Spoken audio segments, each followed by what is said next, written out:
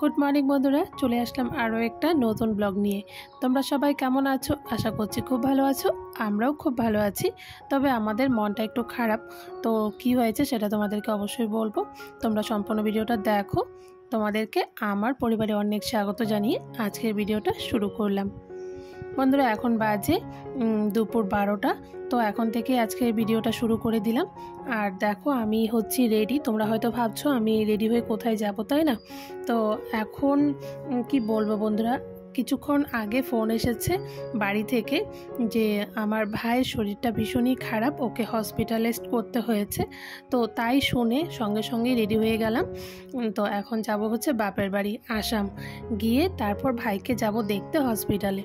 তো তাই ঝটপট করে একটু রেডি হয়ে নিচ্ছি। আর বুঝতেই পারছো, হঠাৎের উপর গেলে না তখন একটা অন্যরকম মানে কি বলবো, মানে ঘণ্টাখানেক আগে খবর পেয়ে তাড়াতাড়ি কাজবাজ সেরে ঠাকুর পুজো দিয়ে স্নান করে রেডি হয়ে গেলাম। আর হসপিটালে গিয়ে তো ধরো গিয়ে আসার পর স্নান আবারও করতে হবে, তবে বাড়ি থেকে তো পুজো দিয়ে তারপর যেতে হবে, তাই না? তো তাই দেখো, এদিকে আমি স্নান করে রেডি হয়ে গেছি, ছেলেকেও ওদিকটা রেডি করে দিয়েছি। আর দিদি ভাইয়ের কথা শুনতে পেয়ে আমাদের সাথে দেখা করতে চলে এসেছে। তো এখন আমরা বেরিয়ে পড়বো। তো জানি না আজকে কি হবে, কারণ গাড়ির টাইম এখন নেই, তারপরও বেরোচ্ছি। তো ভাইয়ের কথাটা শুনে না বন্ধুরা আর ঘরে থাকতে পারলাম না, ভীষণই খারাপ লাগছে ভাইয়ের কথা শুনে। ভাই হয়েছে হসপিটালাইজড, তো তাই যাচ্ছি ভাইকে দেখতে। আর যতটা পারবো তোমাদেরকে দেখানোর চেষ্টা করব, ঠিক আছে? তোমরা দেখতে থাকো। আর বন্ধুরা, তোমাদের তো দেখালাম মা কাল এসেছে। তো কাল এসে আবারও মাকে আজকে যেতে হচ্ছে। তো মা যখন এসেছিল না, তখনই মা মানে ভাইয়ের শরীরটা খারাপ ছিল, তবে মাও বুঝতে পারেনি এতটা পরিমাণে খারাপ হয়ে যাবে।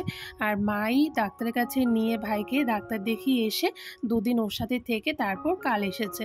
তবে আসার সঙ্গে সঙ্গে যে এতটা পরিমাণে শরীর অসুস্থ হয়ে যাবে ভাইয়ের, সেটাও মা ভাবতে পারেনি। তো যাকে এখন মা আর আমি দুজনেই যাচ্ছি। ওদিকে বর্মশাই চলে গেছে দোকানে, তো বর্মশাইকে দোকানে পাঠিয়ে দিয়েছি। আজকে আর বেশি কিছু বাড়ির কাজকর্ম তোমাদেরকে দেখাতে পারলাম না, মানে ভেবেছিলাম সকাল থেকে ভিডিওটা শুরু করব, তো এই খবর পেয়ে না আর ইচ্ছে করলো না ওই কাজকর্ম তোমাদের সাথে শেয়ার করতে। তবে চলো যেতে যেতে তারপর কথা হচ্ছে। তো বন্ধুরা, চলে আসলাম হাই রোডে। এসে এখন করছি গাড়ির অপেক্ষা, তবে জানি না গাড়ি পাবো কি না।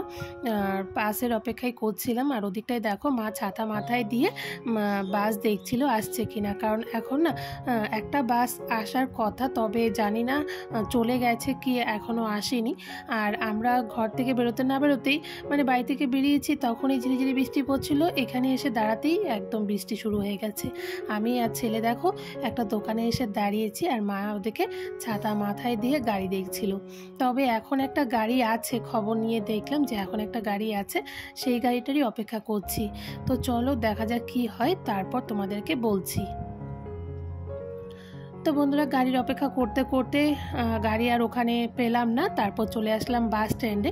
আমাদের কিন্তু ওখান থেকে আমরা মানে গাড়িতে উঠতে পারি, তবে আজকে বললাম না সময়ে করে বেরোইনি, তো তাই বাস স্ট্যান্ডে এসে তারপর আমাকে ট্রেগারে উঠতে হলো। তো ট্রেগারে করে এসে তারপর আমাকে চেঞ্জ করে অন্য এক গাড়িতে আবার যেতে হবে, মানে দুটো গাড়িতে যেতে হবে চেঞ্জ করে। আবার আসামে গিয়ে আবার ওখানেও আরেকটা গাড়ি চেঞ্জ করতে হবে।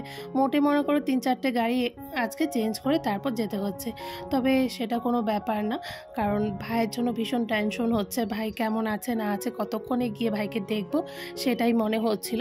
তারপর দেখো আমরা বাসে উঠে গেছি। এখন ট্রেগার থেকে নেমে এখন উঠে গেলাম বাসে। তো বাসে যেতে মোটামুটি 2 ঘন্টার মতো আরও সময় লাগবে। তো 2 ঘন্টা সময় পর গিয়ে একবারে তোমাদের সাথে হসপিটালে দেখা হচ্ছে। তো বন্ধুরা, গাড়ি থেকে নেমে ডাইরেক্ট চলে আসলাম হসপিটালে। আজকে আর বাড়ি গেলাম না, ভাইয়ের সাথে দেখা করেই তারপর যাব।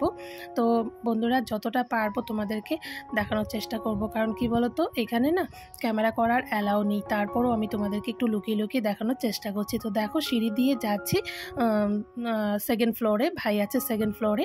কি বলবো বন্ধুরা, ভাইকে দেখতে গিয়ে আমার যে এত বড় একটা বিপদ ঘটে যাবে সেটা আমি কখনো ভাবতে পারিনি। কি হয়েছে বলো তো, মানে ছেলে ওর মামাকে দেখতে দেখতে পেয়ে ও একদম সেন্সলেস হয়ে পড়েছিল, মানে চোখ মুখ উল্টে গিয়েছিল, একদম কি বলবো মাথা ঘুরে পড়ে গিয়েছিল। তারপর ওকে নিয়ে একদম সবাই ব্যস্ত হয়ে গিয়েছিলাম, পাশের বেডে শুইয়ে ওকে মাথায় জল দিয়ে জল একটু খাইয়ে তারপর ওকে অনেকটা সময় পরে দেখি যে না ও ঠিক হয়েছে। মানে আশেপাশে যে লোকজন ছিল না সবাই মানে ওর কাছে চলে এসেছিল ভাইকে দেখতে গিয়ে। ওকে মানে কি বলবো আর মানে বলতে পারছি না, অসুস্থ করে ফেলেছিলাম।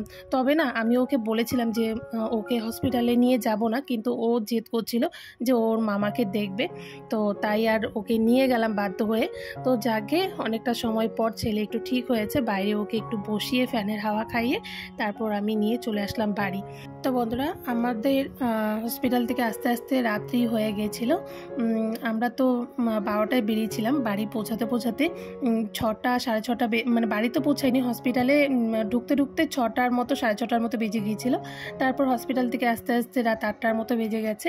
এসে আর তোমাদের সামনে আসতে পারিনি, কারণ নিজের শরীরটাও ভালো লাগছিল না, আর ছেলেও তো অনেকটা ক্লান্ত হয়ে গিয়েছিলো। আর তোমাদের বললামই ছেলে শরীরটা অসুস্থ হয়ে পড়েছিল, তাই আর কোনো ভিডিও করিনি। আর এখন আমি তোমাদের সামনে আসলাম, সকাল হয়ে গেছে আজকে পরের দিন, এখন বাজে সকাল 10টা। তো আমি আর ছেলে রুটি মানে পরোটা তরকারি খেয়ে নিলাম। মামার পরোটা তরকারি এনে দিয়েছিল, তো সেই পরোটা তরকারি খেয়েছি। আর মা তো ভাইয়ের সঙ্গে রাত্রে ছিল, মানে মামি আর হচ্ছে মা ভাইয়ের সঙ্গে ছিল রাত্রে।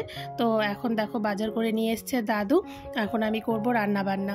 তো রান্নাবান্না তো করতেই হবে না, খাওয়া দাওয়া করতে হবে। আর আজকে ভাই চলে আসবে, ভাইকে আজকে ছুটি দিয়ে দিবে, তো তাই রান্নাবান্না করে রাখছি। মামা গেছে আবার হসপিটালে ভাইকে ছুটি করিয়ে নিয়ে আসতে, তো রান্নাবান্না করে ওদের জন্য করে রাখছি, সবাই একসাথে পরে দুপুরে খাওয়া দাওয়া হবে। তো বন্ধুরা কি বলবো জানি না ভিডিওটা কি ঠিকঠাক কীভাবে করছি আর কি ঠিকঠাক করতে পারছি কিনা, কারণ মনটাও ভালো নেই। আর কি বলবো এদিকে ছেলে শরীরটাও অসুস্থ হয়ে মানে অসুস্থ হয়ে যাওয়ায় আমারও মনটা ঘাবড়ে গিয়েছিল আর কি বলবো, আমি ভীষণ ঘাবড়ে গিয়েছিলাম যে আমি ভাইকে দেখতে এসে ছেলেকে যদি অসুস্থ করে নিয়ে যাই তবে কি হবে বলো তো। আর মামিও ভীষণ টেনশনে পড়ে গিয়েছিল, যে বলছিল যে ওকে কেন নিয়ে আসছিস, ওর এখন যদি কিছু হয়ে যায় তবে কি হবে। তো যাকে ঠাকুরের আশীর্বাদে তেমন কিছু হয়নি। তবে ওই যে ভাইয়ের স্লাইনটা দেখতে পেয়েছিল, মানে শুয়েছিল না বেডে, ভাইকে স্লাইন দিয়েছিল, স্লাইন চলছিল, তো সেটা দেখেই ছেলে আর কি অজ্ঞান হয়ে গিয়েছিল। তো যাকে এখন ভালো আছে, সুস্থ আছে। তো সেই থেকে আর কি আমার মনটাও মানে অনেকটা ভার হয়ে গিয়েছিল আর কি বলবো কি না বুঝতে পারছিলাম না তোমাদের সঙ্গে, তো তাই আর রাতে কোনো ভিডিও করিনি। তো এখন দেখো যেদিকে আমি এখন মাছগুলো ভেজে নিচ্ছি, দাদু নিয়ে আসছে বাজার থেকে মাছ, তো এখন করব মাছের ঝোল আর হচ্ছে মাছের মাথা দিয়ে একটা ঘন্ট। তো এই হচ্ছে আজকে রান্না বান্না। আর ওদিকটায় আমার একটা ভাই এসেছে, আমাকে ফোন করেছিল যে আমার সাথে দেখা করবে। এইদিকে দেখো এই যে এই একটা মাসি এসেছে, ওরা হচ্ছে বাসুগাঁও থেকে এসেছে, মানে ওরা এসছে আর কি ডাক্তার দেখাতে। তো ভাই ফোন করে বলল যে এসে ভাইয়ের সাথে দেখা করতে। আর আমি যদি বাপের বাড়ি আসি না, এই যে এই হচ্ছে ভাই, তো আমি যদি বাপের বাড়ি আসি, ও যদি আসে তবে ও আমার সাথে দেখা না করে যাবেই না। তো ওর সাথে কিছুক্ষণ গল্প করলাম। তো এখন ওরা চলে যাচ্ছে ডাক্তার দেখাতে, তো ওদেরকে পাঠিয়ে দিয়ে চলে আসলাম ঘরে। এসেই দেখো এই যে আমাদের বাড়ির নতুন এক সদস্যকে দেখলাম, মানে কি বলবো এর আগের বারও তোমাদেরকে দেখিয়েছি, এসে দেখছি বিছানার মধ্যে খেলা করছে, তোমাদের সাথে শেয়ার না করে থাকতেই পারলাম না। কি কিউট দেখতে তাই না, দেখো কি সুন্দর বিছানায় শুয়ে শুয়ে খেলা করছে। আমিও এসে ওর সাথে একটু সময় কাটালাম, আর ভালোও লাগছিল না। ভাই নেই ঘরে, মা নেই, মামি নেই, তো বুঝতেই পারছো বাপের বাড়িতে এসছি। আর ভাই যখনই আসি আর কি ভাই আমার সাথে সাথেই থাকে, আর কাল থেকে ভাই বাড়িতে নেই, বাড়িটা একদম ফাঁকা পড়ে আছে, ভালো লাগছে না। তো ওদের সাথে একটু সময় কাটাচ্ছি, দেখো ওর সাথে আমি একটু খেলা করছিলাম। আর কি বলবো তোমরা দেখতেই পাচ্ছ কতটা কিউট দেখতে, সত্যি বন্ধুরা। তো চলো, তো বন্ধুরা এখন সন্ধে হয়ে গেছে। এদিকটায় দেখো এই যে ভাই চলে এসেছে হসপিটাল থেকে, বিকেল 5টায় ও এসেছে। এসে অল্প একটু গরম জল করে দিয়েছিলাম, স্নান করে, ও তো খেতেই পারে না, তাও জোর করে 1 চামচের মতো ভাত খাইয়ে দিয়েছিলাম, খাইয়ে ওকে শুয়ে দিয়েছি, কারণ ওর শরীরটা ভীষণই খারাপ, মানে ভীষণই দুর্বল আর কি। তো ওকে পুরোপুরি রেস্ট করতে দিয়েছে, তো ও শুয়ে আছে। আর দেখো আমি ওর পাশে বসে একটু মাথাটা একটু হাতিয়ে দিচ্ছিলাম। আর কি বলবো ওর ওর সামন থেকে না সত্যিই পাচ্ছিলাম না। ওর সামন থেকে যদি একটু সরছি শুধু মানে জেদ করছে যে মাকে হোক বা আমাকে হোক কাউকে ওর সাথে বসে থাকতে হচ্ছে আর কি। তো দেখো আমি ওর সাথে বসে আছি, মা ওদিকটায় গেছে চা বানাতে।